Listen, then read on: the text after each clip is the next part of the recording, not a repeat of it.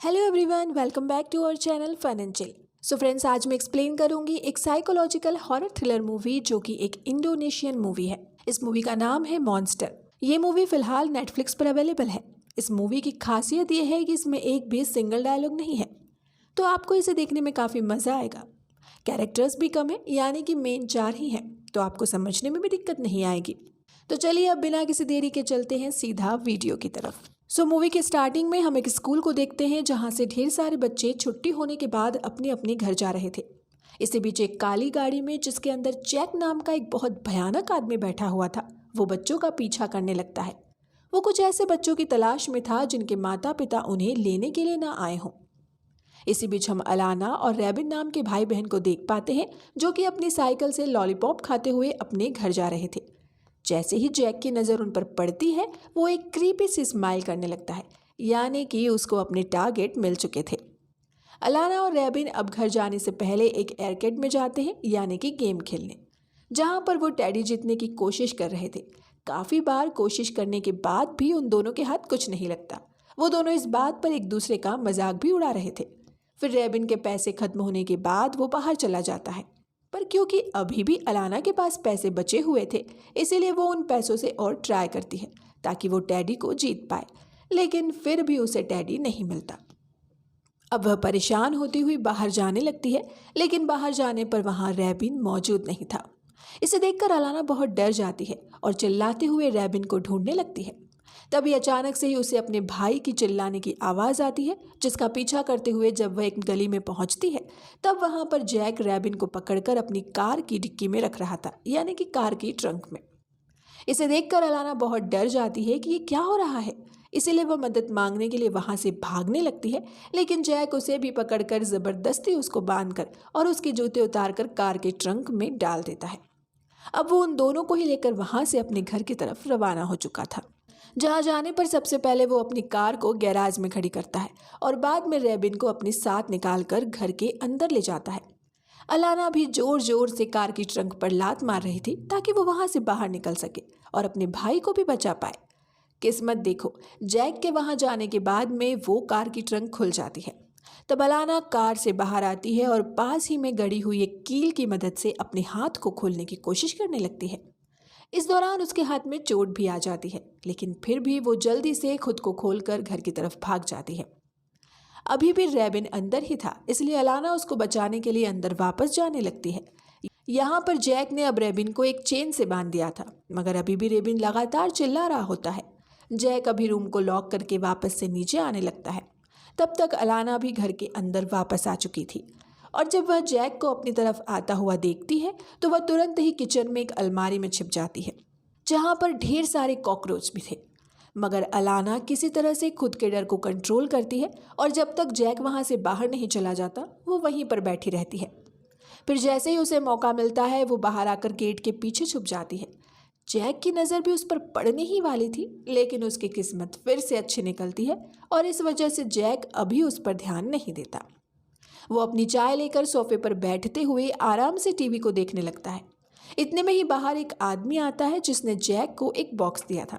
आप इस बॉक्स वाले सीन को अच्छे से याद रखिएगा, क्योंकि इसके बारे में हमें बहुत ही खतरनाक चीज़ पता चलने वाली है। सबसे बड़ी बात यह है कि यहाँ पर इस मूवी के अंदर कोई भी डायलॉग नहीं है, खाली यहाँ पर नाम वगैरह है और उसके अलावा किसी और डायलॉग का इस्तेमाल नहीं किया गया है, जिससे ये मूवी काफ़ी यूनिक बन जाती है। खैर, अभी जैक उस बॉक्स को लेकर वापस से सोफे पर बैठ जाता है। तब अलाना भी सोफे के पास आकर ही छिप जाती है। अब पास में लगे हुए एक शीशे पर से जैक वापस से अलाना को देखने वाला था, मगर इस बार भी अलाना किसी तरह से सोफे के दूसरी तरफ आकर बच जाती है और अब रैबिन बहुत जोर से चिल्लाने लगता है, जिसको सुनकर वापस से जैक उसके पास जाता है और उसको चाकू से धमकाते हुए किसी तरह से शांत करवा देता है। पर इसी बीच हम अलाना को देखते हैं, जो कि अब घर में इधर उधर घूम रही थी ताकि वो रैबिन को ढूंढकर वहां से जल्दी निकल सके। और जब जैक नीचे आता है तो अलाना डाइनिंग टेबल के नीचे घुस जाती है। फिर जैसे ही उसको मौका मिलता है, वो ऊपर वाले फ्लोर पर पहुंच जाती है, जहां पर काफ़ी सारे रूम्स थे और उनमें से एक रूम के अंदर रैबिन भी कैद था, जिसकी चाबी अभी भी जैक के ही पास होती है। वहीं अब तक जैक ने भी अपने और रैबिन के लिए खाना बना लिया था और अब वो उस खाने को लेकर ऊपर जाने लगता है तब अलाना भी रूम्स को चेक कर रही थी, जिसमें एक रूम के अंदर उसे ढेर सारा खून दिखता है। साथ ही साथ वहाँ पर एक चेनसॉ भी रखी हुई थी। अलाना समझ जाती है कि वहाँ पर क्या चल रहा है। तभी अचानक से उसको जैक के ऊपर आने की आवाज़ आती है, जिसे सुनकर वो जल्दी से पास ही के एक रूम में घुस जाती है। वहीं जैक भी रेबिन को खाना देकर वापस से रूम से बाहर आ गया था, पर तभी उसे भी लगने लगता है कि जैसे उसके अलावा भी घर के अंदर कोई और मौजूद है। इसीलिए वो भी चेक करने के लिए चेनसॉ वाले रूम में जाता है। दूसरी तरफ अलाना भी दूसरे रूम में लाइट जलाकर आसपास की चीज़ों को देख रही थी, और उस रूम में असल में एक कैमरा रखा हुआ था जो कि बेड के ठीक सामने था। इसके साथ ही अलाना को वहाँ पर एक डायरी भी मिलती है जिसके अंदर बहुत सारे नाम लिखे हुए थे, और जब अलाना बेड के नीचे चेक करती है तो वहाँ पर और भी ढेर सारे बच्चों की लाशें थी। तो अब आपको समझ में आ रहा होगा कि जैक असल में बहुत ही खतरनाक कातिल है जो कि बच्चों को खत्म कर रहा था। इसके साथ ही वो उनकी गलत वीडियोस बनाकर डार्क वेब पर उसे बेचा करता था। खैर, अलाना ये सब देखकर बहुत डर जाती है, और तब तक ही जैक ने भी उस रूम की लाइट्स को देख लिया था, जिसे नोटिस कर वह तुरंत ही उस रूम में आ जाता है। पर अब तक अलाना जल्दी से बेड के नीचे लाशों में छुप जाती है। जैक भी उस रूम का कोना कोना चेक करता है, लेकिन उसे वहाँ पर कोई नहीं मिलता। जब वह बाथरूम को चेक करने के लिए जाता है तो अलाना भी जल्दी से अलमारी में छुप जाती है, क्योंकि जैक वहाँ पर ऑलरेडी चेक कर चुका था और अब वो वापस से वहाँ पर चेक नहीं करने वाला था। और बिल्कुल ऐसा ही होता है। बाकी जगह चेक रिपीट जैक बाकी सब जगह तो चेक करता है जैक बाकी सभी जगह तो चेक करता है, मगर अलमारी को चेक करे बिना ही एक बच्चे की लाश को उठाता हुआ अपने साथ चेनसॉ वाले रूम में चला जाता है, जहाँ पर अलाना भी उसका पीछा करते हुए शांति से पहुँच जाती है। और वो देखती है कि जैक उस बच्चे की लाश को काट कर उसमें से कुछ पार्ट्स निकाल रहा था, और उसी बॉक्स में डालकर वो उस बॉक्स को घसीटता हुआ कहीं पर लेकर जाने लगता है। ये वही बॉक्स होता है जो कि एक आदमी उसको देकर गया था। यह सब देखकर अलाना बहुत डर जाती है, मगर वह रोते हुए सबसे पहले छिप जाती है, और जैक भी उस बॉक्स को खींचता हुआ नीचे लेकर चला जाता है, जहाँ पर वो आदमी गेट पर ही जैक का इंतजार कर रहा था, जिसने उसको वो बॉक्स दिया था।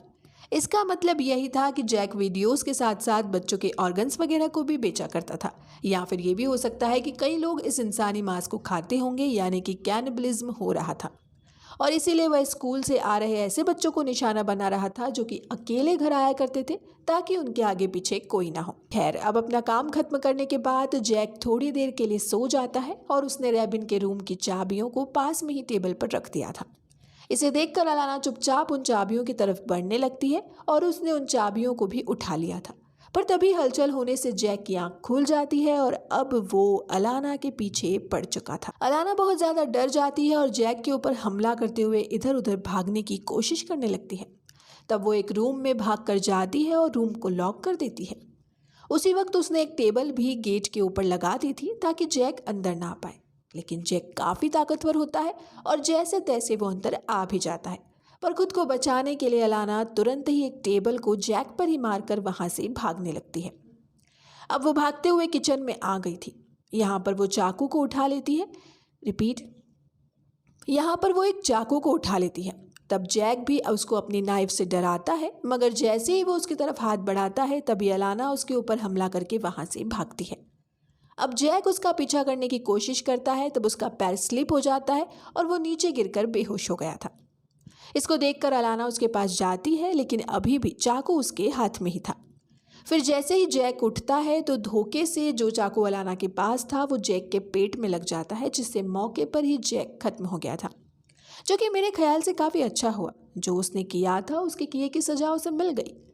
अब ये सब देखकर अलाना काफ़ी डर गई थी, घबरा गई थी, क्योंकि उसने ऐसा कभी नहीं देखा था। और अभी के टाइम पर वो जल्दी से अपने हाथ धोती है और वापस से जैक के घर को चेक करती है। तब उसे वहाँ पर ढेर सारे विक्टिम्स की फ़ोटो मिलती है, यानी कि उन बच्चों की जो कि खत्म हो चुके थे, जिनको जैक ने खत्म किया था, जिसको देखकर अलाना बहुत दुखी हो गई थी और डर गई थी। अब वो वहाँ से बाहर भागने के बारे में सोच ही रही थी कि तभी अचानक से घर के बाहर एक और गाड़ी आकर रुकती है, जिसके अंदर मुरनी नाम की एक लड़की घर के अंदर आती है, जो कि असल में जैक की ही एक साथी थी। तब वो घर के अंदर आकर जैक को आवाज़ देने लगती है, मगर जैक की तरफ से कोई भी रिस्पॉन्स नहीं आता, इसीलिए मुरनी वहाँ पर ही जैक का इंतज़ार करने लगती है। अब वहीं पर तब तक अलाना वापस से छुप गई थी कि तभी अचानक से मुरनी को रेबिन के चिल्लाने की आवाज़ आती है, जिसे सुनकर जब वो ऊपर जाती है तो वो भी रेबिन को डराने लगती है। यानी कि वो भी इन सब में मिली हुई थी। लेकिन रेबिन अपने पास में रखी हुई एक प्लेट से उस पर हमला कर देता है, जिससे मुरनी के हाथ में चोट आ जाती है। पर क्योंकि इसके लिए ये सब कुछ नया नहीं था, इसीलिए वह तुरंत ही रेबिन को मारती है और उसे शांत करवाकर वापस से रूम लॉक करती हुई नीचे आ जाती है। इसी बीच हम अलाना को देख पाते हैं, जिसने अब तक पुलिस स्टेशन में कॉल करके अपनी लोकेशन के बारे में बता दिया था। जिसके बाद वह जल्दी से मुरनी के नीचे आने से पहले ही बाहर का दरवाज़ा खोलती है और किसी तरह से जैक की लाश को घसीटते हुए बाहर ले जाती है, ताकि मुरनी को जैक के बारे में पता न चले। तब जैक की बॉडी को ले जाकर अलाना पास के ही गार्डन में रख देती है और कुछ पौधों से उसे ढक भी देती है। पर अब तक मुरनी को टेलीफोन को देखकर शक हो चुका था कि उसके अलावा भी घर के अंदर कोई और घूम रहा है। इसीलिए वो भी घर की तलाशी करना चालू कर देती है, जिस दौरान उसको सब कुछ फैला हुआ नजर आता है। इसे देखकर वो थोड़ा सा घबरा गई थी और इसीलिए वो जैक को लगातार कॉल करना शुरू कर देती है। अब ये तो ऑब्वियस सी बात है कि ये इलीगल काम कर रहे थे, तो ये सब तो होना ही था। पर अभी भी अलाना बची हुई थी और वो जल्दी से ही घर के अंदर वापस आ जाती है, जहाँ पर जाकर वो फर्श पर पड़े हुए खून को साफ करके वापस से कॉकरोच वाली अलमारी में घुस जाती है। यहाँ पर जब बार बार कॉल करने पर भी जैक मुरनी का कॉल नहीं अटेंड करता, तो मुरनी घर के बाहर चली जाती है, जहाँ से उसको अब जैक के फ़ोन की आवाज़ आ रही थी। इसे सुनकर जब वह गार्डन के पास जाती है तो वहाँ पर उसे जैक की लाश मिलती है। इसे देखकर वो हक्की बक्की रह गई थी। वो तुरंत ही घर के अंदर आती है और गुस्से में सब इधर उधर फेंकने लगती है, क्योंकि अब वो 100% श्योर थी। रिपीट, क्योंकि अब उसे 100% श्योरिटी मिल गई थी कि उसके अलावा भी घर के अंदर कोई और है। इसीलिए वो पास ही में रखी हुई एक्स को उठाकर अलाना को घर में ढूंढने लगती है। तब अलाना भी वापस से उसी रूम में आकर छिप गई थी, जिसके अंदर वीडियो कैमरा रखा हुआ था। और अब मुरनी उसे ढूंढते हुए वहां पर भी आ जाती है। पर क्योंकि मुरनी का मूड बहुत ज़्यादा ही खराब हो गया था, इसीलिए सबसे पहले वह नहाने के लिए घुस जाती है। अब उसी बीच अलाना से धोखे से एक सूटकेस नीचे गिर गया था और इसीलिए मुरनी भी तुरंत बाहर आ जाती है। जैसे ही वह बेड के नीचे देखती है तो उसे वहां पर अलाना मिल गई थी। इसे देखकर मुरनी तुरंत ही उसको पकड़ने की कोशिश करती है, लेकिन अभी अलाना किसी तरह से बचकर बाथरूम में घुस जाती है। अभी भी लगातार मुरनी बाथरूम का दरवाज़ा खोलने की कोशिश कर रही थी, पर वो उसको खोल नहीं पाती। इसीलिए अब वो जल्दी से एक्स लेकर आती है, जिसकी मदद से वो बाथरूम के गेट को ही तोड़ देती है। अब वो अंदर आने की भी कोशिश करती है, लेकिन अलाना के पास जो चाकू होता है वो उसकी मदद से उस पर हमला करती है और उसे अंदर आने से रोकने की कोशिश करने लगती है। अब इससे पहले कि मुरनी कुछ कर पाती, इतने में ही बाहर से पुलिस की कार आ जाती है और सायरन की आवाज़ आती है। मुरनी भी अब सब कुछ समझ गई थी, इसीलिए वो तुरंत ही अलाना को वहीं छोड़कर रूम को लॉक कर नीचे चली जाती है, जहाँ पर जाकर सबसे पहले वो टीवी की आवाज़ को फुल करती है, ताकि पुलिस वाले को अलाना की चिल्लाने की आवाज़ ना आ पाए। इसके बाद वो गेट खोलती है और तब पुलिस वाला उससे बातें करते हुए उसे पानी लाने के लिए कहता है। तब मुरनी भी पानी लेने चली गई थी, लेकिन उसी बीच पुलिस वाला घर के अंदर घुस जाता है और आसपास की चीज़ों को चेक करने लगता है, क्योंकि उसे वहाँ पर कुछ तो गड़बड़ लग रही थी। इसीलिए वो अपनी गन निकाल कर आसपास सब चेक करने लगता है। इसी बीच जब हम अलाना को देखते हैं, जो कि रूम के खुले हुए ना होने पर पहले ही फ्लोर से कूद कर नीचे आ जाती है, ताकि वो पुलिस को सब कुछ बता सके। लेकिन जब अंदर आकर वो पुलिस वाले से मिलती है तो तभी पीछे से मुरनी आकर पुलिस के ऊपर हथौड़ी से हमला करते हुए उसे जान से मार देती है। इसे देखकर अलाना बहुत डर जाती है और अब मुरनी अलाना को भी जान से मारना चाहती थी, मगर अलाना जैसे तैसे मुरनी को धक्का देकर वहां से भागने लगती है। पर मुरनी के हाथ में पुलिस की गन लग गई थी, जिससे वो बहुत बार अलाना को शूट करने की कोशिश करती है, पर अलाना किसी तरह से बचकर वापस से ऊपर भाग जाती है। तब अलाना को ऊपर भागते देख मुरनी भी सबसे पहले पुलिस वाले की बॉडी को सीढ़ियों से नीचे फेंक देती है और अब वो भी ऊपर जाने लग गई थी। पर जैसे ही वो ऊपर पहुंचने वाली थी, तभी अलाना भी एक वास उठाकर मुरनी के सर पर मार देती है, जिससे कि मुरनी बेहोश हो जाती है। अब मौका पाकर अलाना जल्दी से मुरनी के पास से रेबिन के रूम की कीज लेती है और उसके पास जाकर उसे हक कर लेती है। वो दोनों अब एक दूसरे को सही सलामत देखकर बहुत खुश थे। लेकिन सीन ये होता है कि अभी भी रेबिन भाग नहीं सकता था, क्योंकि उसको पहले ही जैक ने चेन से बांध दिया था। इसे देखकर अलाना के दिमाग में एक आइडिया आता है और तब वो जल्दी से चेनसॉ वाले रूम में जाती है और चेनसॉ को उठाकर अपने साथ रेबिन के पास लेकर आती है और इससे वो उसे आज़ाद कर देती है। अब वो दोनों जल्दी से नीचे जाने की कोशिश करने लगते हैं, मगर तब तक मुरनी भी उठ चुकी थी और वो भी अलाना और रेबिन को धोखे से मारने के लिए छिप गई थी। अब रेबिन, जिसको कुछ भी समझ में नहीं आता है कि यहाँ पर चल क्या रहा है, वो पुलिस वाले की बॉडी को देखकर अलाना के सामने जोर से चिल्लाने लगता है। तब अलाना उसे चुप करवाती है और एक खिड़की को तोड़कर बाहर जाने के लिए उसे खोलती है। पर इसी बीच वापस से मुरनी वहां पर आ जाती है और उन दोनों पर हमला करने की कोशिश करती है। पर अब तक मुरनी के हाथ पैर में काफ़ी चोट आ गई थी, मीन्स वो काफ़ी इंजर्ड थी और इसी बात का फ़ायदा उठाते हुए ये दोनों ही भाई बहन मुरनी को लात मारकर खिड़की से बाहर निकल जाते हैं। इसी बीच अलाना के पैर में नीचे पड़ा हुआ कांच घुस गया था और वो इसलिए लंगड़ा कर चल रही थी। फिर वो दोनों जब पुलिस की गाड़ी के पास पहुंचते हैं तब अलाना से चला नहीं जाता, इसीलिए वो वापस से उसी घर के गैराज में जाते हैं जहां पर वो जैक की गाड़ी का शीशा तोड़कर सबसे पहले अपने शूज़ को लेती है और उनको पहन लेती है। इसी वक्त उन्हें वहां से भागने के लिए अब एक साइकिल भी मिल गई थी, लेकिन जब तक वो वहां से निकल पाते तब तक मुरनी वापस वहां पहुंच जाती है, जो कि खुद भी लंगड़ा कर चल रही थी। एंड आई बिलीव कि जो साइकिल है वो पक्का किसी न किसी विक्टिम की ही रही होगी, यानी कि किसी और बच्चे की। खैर, अब यहाँ पर मुरनी लगातार अलाना और रेबिन के ऊपर हमला करने की कोशिश करने लगती है, लेकिन वो जैसे तैसे वहाँ से भागते हैं। पर तभी उनकी साइकिल की चेन उतर जाती है, इसलिए वो बचने के लिए पुलिस की कार में घुस गए थे, जहाँ से पुलिस रेडियो की हेल्प से अब अलाना ने बाकी सभी पुलिस वालों को कांटेक्ट करके सब कुछ बता दिया था। लेकिन मुरनी को अब अलाना के साथ ऐसे खेल खेलने में मज़ा आ रहा था, इसीलिए वह सबसे पहले उनको डराती है और बाद में पुलिस वाले की कार में चढ़कर उसकी विंडशील्ड को तोड़कर अंदर आ जाती है। लेकिन ये देखकर अलाना ने कार का हैंड ब्रेक हटा दिया था, जिससे कार पीछे जाने लगती है और वो एक पत्थर से टकरा जाती है। तब मुरनी वापस से घायल हो जाती है और अब अलाना और रेबिन जल्दी से साइकिल की चेन चढ़ाते हैं और उस पर बैठकर भागने लगते हैं। इसे देखकर अब मुरनी भी जल्दी से बाहर आकर अपनी कार को शुरू करते हुए उनका पीछा करने लगती है। तब अलाना और रेबिन भी अपनी साइकिल को घने जंगल में नदी के पास लेकर चले गए थे और अब वो वहां से नदी की तरफ पैदल ही भागने लगते हैं। मगर अब मुरनी उन्हें अपनी कार से ठोककर मारने ही वाली थी, पर जैसे ही वो अपनी कार को नदी के पास लेकर जाती है तभी एक पत्थर से टकराने से उसकी कार का वहीं एक्सीडेंट हो जाता है। लेकिन अभी भी मुरनी जिंदा थी और अब वो पैदल ही वापस से अलाना और रेबिन की तलाश शुरू कर देती है, क्योंकि वो उन दोनों को ऐसे नहीं जाने दे सकती थी। तब अलाना और रेबिन भी एक पत्थर के नीचे छुप जाते हैं और सुबह तक वहीं पर छिपे रहते हैं। पर सुबह तक अब वापस से मुरनी की नज़र उन दोनों पर पड़ गई थी, जिनको देखकर वो उनको मारने के लिए उनकी तरफ बढ़ती है और तब वो दोनों ही भागते हुए नदी की दूसरी तरफ जाने लगते हैं। लेकिन इस दौरान होता यह है कि रेबिन का पैर दो पत्थर के बीच में फंस जाता है और अलाना उसे निकालने की कोशिश करती है। पर अब तक मुरनी वहां पहुंच जाती है और वो उनको जान से मारने वाली थी। लेकिन जैसे ही वो उनको जान से मारने वाली होती है कि तभी पीछे से एक गोली आकर उसको लगती है, जिससे मौके पर ही उसकी मौत हो जाती है। तब हम ये देखते हैं कि बहुत सारी पुलिस फोर्स उस जगह पर अपने गायब हुए साथी को ढूंढते हुए आ रही थी और अब वो लोग जल्दी से रेबिन और अलाना के पास पहुंच जाते हैं और उन्हें अपने साथ उठाकर रेस्क्यू कर लेते हैं। एंड देन इसी के साथ में ये इंडोनेशियन मूवी मॉन्स्टर यहीं पर खत्म होती है।